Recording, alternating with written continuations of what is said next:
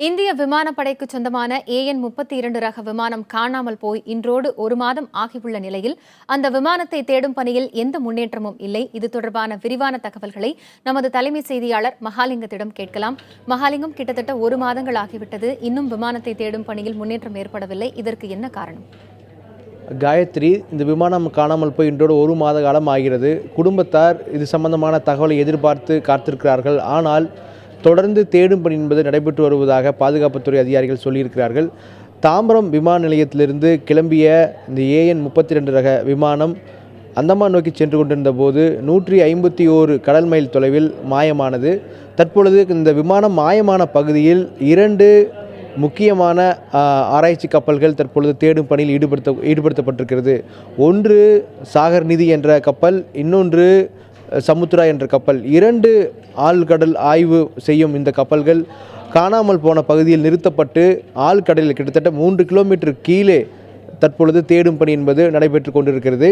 கடந்த 1 வார காலமாகவே ஆழ்கடல் தேடும் பணி என்பது தொடர்ந்து நடைபெற்று வருகிறது. ஆனால் இதுவரைக்கும் அந்த பணியில் எந்த முன்னேற்றமும் இல்லை. அதே போல் இன்னொரு சவாலும் தற்பொழுது அந்த குழுவினர் எதிர்கொண்டு வருகிறார்கள். அந்த பகுதியில் கடல் கொந்தளிப்பாக இருக்கிறது. எனவே அந்த பகுதியில் தேடும்போது கடுமையான அலைவீச்சு இருப்பதால், கிட்டத்தட்ட 3 to 5 மீட்டர் வரை அலையின் உயரம் இருப்பதால் அது தேடும் பொழுது துல்லியமான அளவீடு கிடைக்குவதில் பல்வேறு சிக்கல்கள் இருப்பதாக சொல்லியிருக்கிறார்கள். அது மட்டுமல்லாது ஆழ்கடலை தவிர கடல் பரப்பிலும் தேடும் பணியிலும் தொடர்ந்து விமானங்களும் கப்பல்களும் ஈடுபடுத்தப்பட்டிருக்கின்றன. இருந்தபோதிலும் இதுவரைக்கும் காணாமல் போன விமானம் குறித்த எந்த தகவலும் கிடைக்காத ஒரு சூழல் இருக்கிறது. இன்னொரு பக்கம் அதிகாரிகள் என்ன சொல்கிறார்கள் என்றால், தற்பொழுது இந்த காணாமல் போன விமானம் கடலுக்குள் தான் விழுந்திருக்க வேண்டும் என யூகிப்பதால் கடலுக்குள்ளே கிட்டத்தட்ட 3 கிலோமீட்டர் ஆழத்திலே உள்ளே அங்கு நீரின் ஓட்டம் வலுவாக இருக்கிறது. எனவே அந்த நீரின் ஓட்டம் வலுவாக இருப்பதால் அந்த விமானம் மற்றொரு பகுதிக்கு, கடலினுடைய மற்றொரு பகுதிக்கு அடித்து செல்வதற்கான வாய்ப்பு அதிகமாக இருப்பதாகவே கருதப்பட்டிருக்கிறது. நாம் தற்பொழுது பார்க்கும் இந்த காட்சிகள் தான் ஆய்வு கப்பல்கள் எது மாதிரியான தேடலில் ஈடுபட்டு வருகிறார்கள் என்ற ஒரு காட்சி. அதாவது இந்த கப்பலுக்கு கீழே, ஆய்வு கப்பலுக்கு கீழே ரேடியோ கதிர்வீச்சுகளை பாய்ச்சி அளிக்கக்கூடிய கருவிகள் பொருத்தப்பட்டிருக்கிறது. மல்டி பீம் என்று சொல்வார்கள். அந்த காட்சிகள் தான் இவை. இது போன்ற நேரடியாக கடலுக்குள் கிட்டத்தட்ட 2.5 கிலோமீட்டரிலிருந்து 3.5 கிலோமீட்டர் வரைக்கும் ரேடியோ கதிர்வீச்சுகள் கீழே, கடலுக்கு கீழே ஆழத்தில் பீச்சி அடிக்கப்படும். அந்த கதிர்வீச்சுகள் திரும்ப வரும் பொழுது எது மாதிரியான அமைப்புகள் உள்ளே இருக்கிறது, உலோகங்களோ அல்லது இயற்கைக்கு மாறாக ஏதாவது பொருட்கள் அங்கு இருக்கிறதா என்பது இந்த கதிர்வீச்சின் மூலமாக தெரிய வரும். இந்த ஆய்வு கப்பல்கள் கதிர்வீச்சை உமிழ்ந்து கொண்டே ஒரு இடத்திலிருந்து மெதுவாக அடுத்த இடத்திற்கு தற்பொழுது நகர்ந்து வருகின்றன. குறிப்பாக 2 ஆய்வு கப்பல்கள் இந்த பணியில் ஈடுபடுத்தப்பட்டிருக்கிறது. எண்ணெயோட்டிக்கு சொந்தமான சாகர் நிதி கப்பல் தற்பொழுது 7000 சதுர கிலோமீட்டர் பரப்பளவில் ஆய்வு மேற்கொள்ள வேண்டும் என அதற்கு குறிப்பாக சொல்லப்பட்டிருக்கிறது.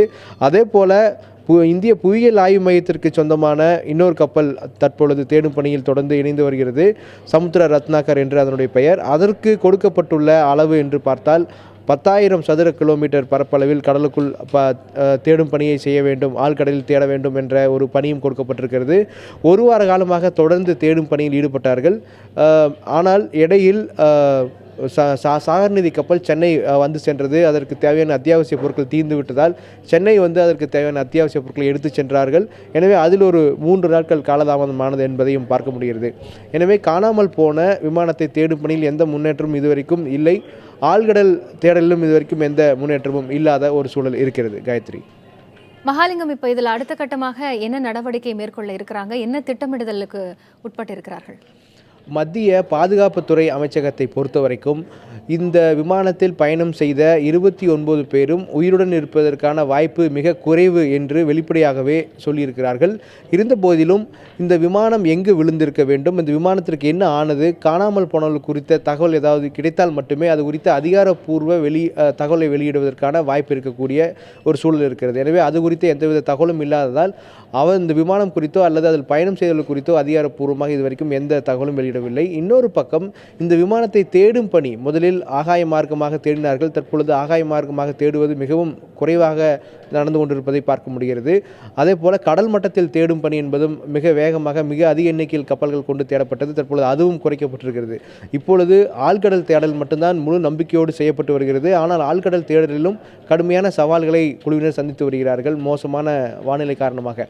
எனவே இது இன்னும் எத்தனை நாளைக்கு தேடுவார்கள், கால அவகாசம் எடுத்துக்கொள்வார்கள் என்று சொன்னாலும் கூட இன்னும் எத்தனை நாளைக்கு ஆழ்கடலில் தேட முடியும் என்ற சந்தேகம் இருக்கிறது. இதில் மிகப்பெரிய சவால் என்னவென்றால் காணாமல் போன விமானம் எந்த பகுதியில் விழுந்திருக்க வேண்டும் என்பதை கண்டுபிடிப்பதுதான். ஒருவேளை ஒரு குறிப்பிட்ட கடல் பகுதிக்குள் இந்த காணாமல் போன விமானம் விழுந்திருக்கிறது என்பதை உறுதி செய்தால் அந்த பகுதியில் தேடி காணாமல் போன விமானத்தை கண்டுபிடிப்பது அல்லது அதனுடைய பாகங்களை கண்டுபிடிப்பது மிக எளிதாக இருக்கும் என தற்பொழுது இந்த ஆழ்கடல் தேடல் பணியில் ஈடுபட்டு கொண்டிருக்கும் குழுவினர் தெரிவித்திருக்கிறார்கள். அந்த தகவல் இல்லாததால் பொதுவாக ஒரு குறிப்பிட்ட பகுதியில் தேடினாலும் அதற்கான பலன் கிடைப்பது மிகவும் வாய்ப்பு குறைவு என்றும் அவர்கள் கருதியிருக்கிறார்கள். எனவே இன்னும் ஒரு சில வாரங்கள் இந்த ஆழ்கடல் தேடும் பணி என்பது தொடர்ந்து நடைபெறும் என எதிர்பார்க்கப்படுகிறது. ஒருவேளை தற்போது ஒதுக்கப்பட்டுள்ள கடல் பகுதிகளில் ஆழ்கடல் தேடலில் எந்தவித பலனும் இல்லாததால் அடுத்த கட்டமாக வேறொரு வியூகத்தை அமைப்பதுதான் அடுத்த கட்டமாக இருக்கலாம் என எதிர்பார்க்கப்படுகிறது.